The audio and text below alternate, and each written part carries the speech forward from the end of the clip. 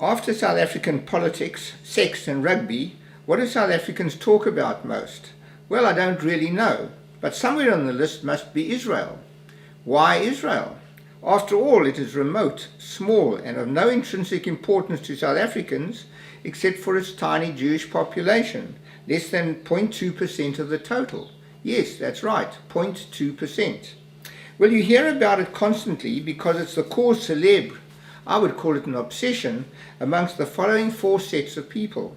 Firstly, amongst a radical section of the Muslim community, who are tenfold more numerous than the Jewish population.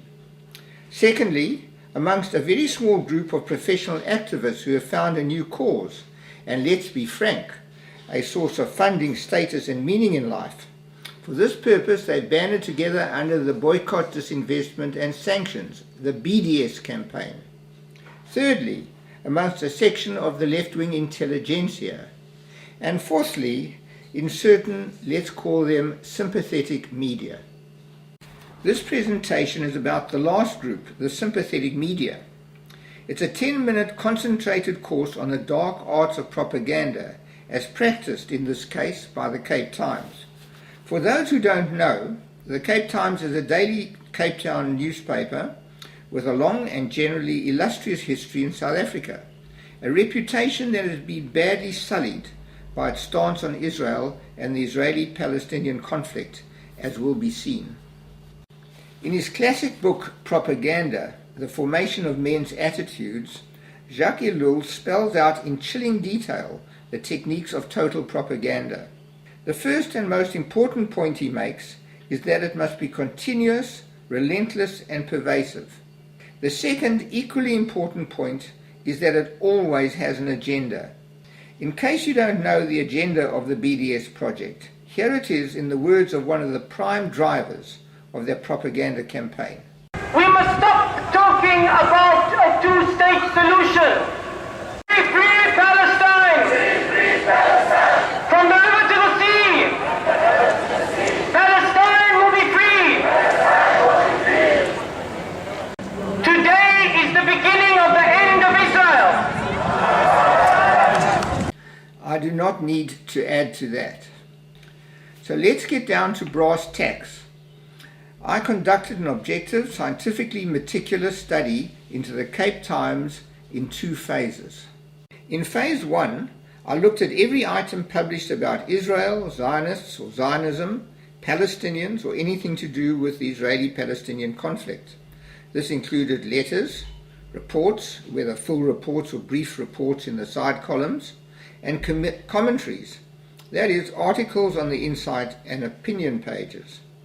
The month I chose was essentially random, 20 June to 20 July 2012. Nothing much was happening in Israel at the time, though of course parts of the Arab Muslim world, especially Syria, were in a state of bloody turmoil. Every item was assessed on an 11-point scale from -5 or markedly anti-Israel through neutrality to +5 or strongly pro-Israel. By the way, the term anti or pro-Israel is shorthand for anything which conveyed a negative or positive message regarding Israel and her supporters. This evaluation was done by two evaluators who had no knowledge of each other's scores. They were remarkably similar. Here are the results in a nutshell. 59 items in total, or 2.5 items, appeared in every issue of the Cape Times on Israel or the Israeli-Palestinian conflict. Of the 22 reports, none were pro-Israel, 70% were anti-Israel, and 30% were neutral. All the commentaries were strongly anti-Israel. The letters were more balanced, but the top spots were given to virulently anti-Israel or anti-Zionist letters.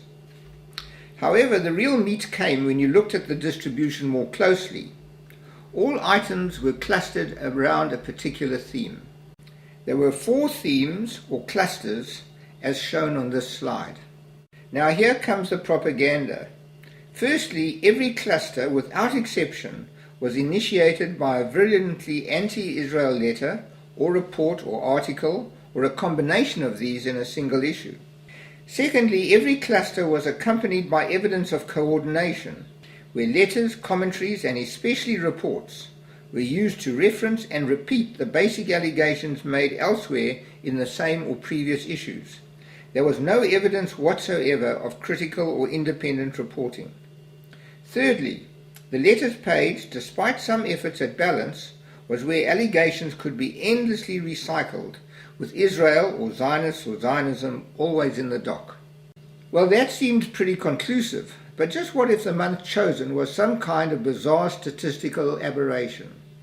So I looked at the whole of 2012 up to 12th of September, excluding letters. I also looked at how the Cape Times handled atrocities against Israeli or Jewish civilians and dipped into 2011 for that purpose. Here are the results condensed. 3 atrocities were looked at, as shown on the slide. The Bulgarian bombing, in which 5 Israeli tourists were killed, was indeed reported, purely factually. But equal prominence was given to a really important bit of news. Some obscure Disney heiress named Abigail diverted her profits from her West Bank enterprises to anti-Israel activist groups. Far from being a dry factual report, this repeated the words illegal, occupation, and expropriation at least 6 times to drive home the message.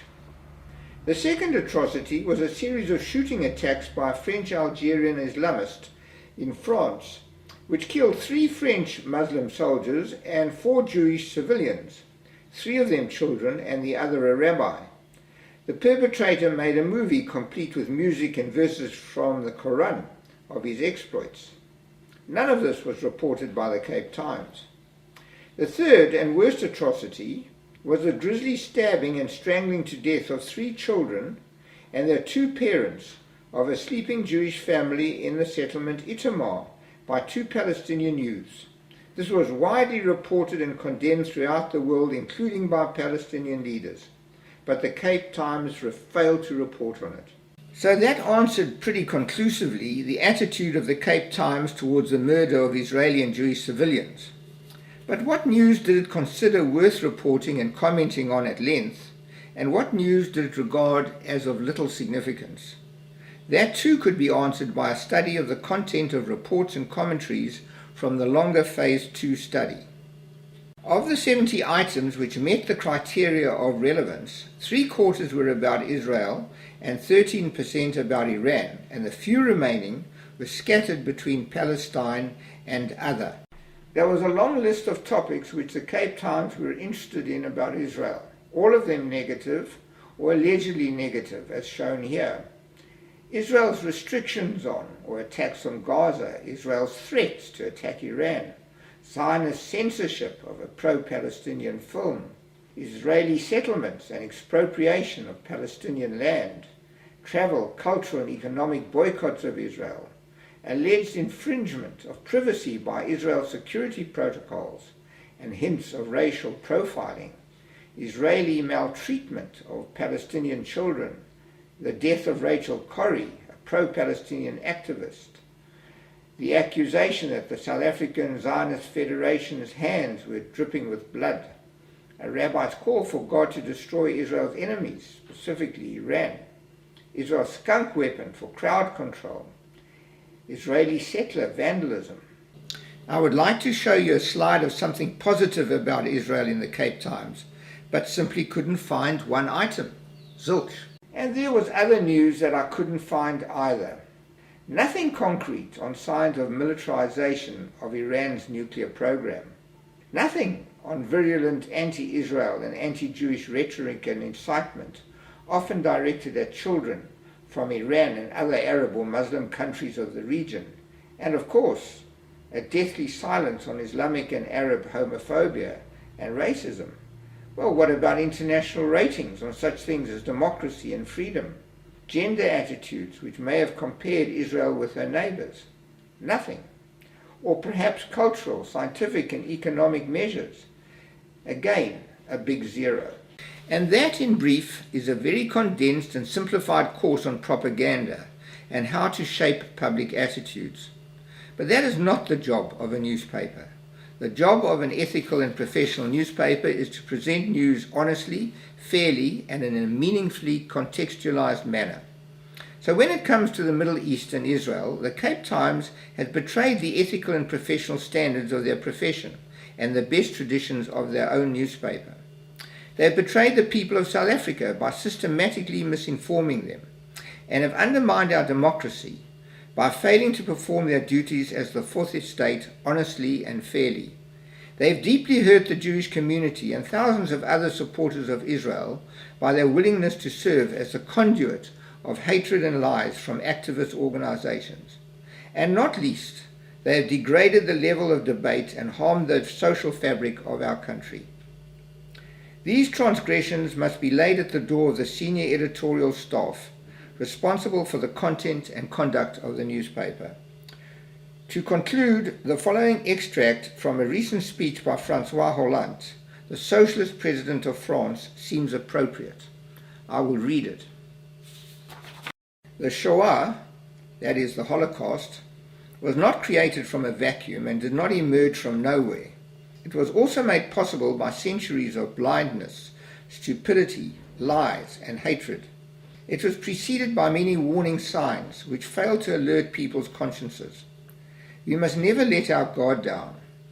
No nation, no society, nobody is immune from evil. Let us not forget this verdict by Primo Levi on his persecutors. Save the exceptions, they were not monsters. They had our faces.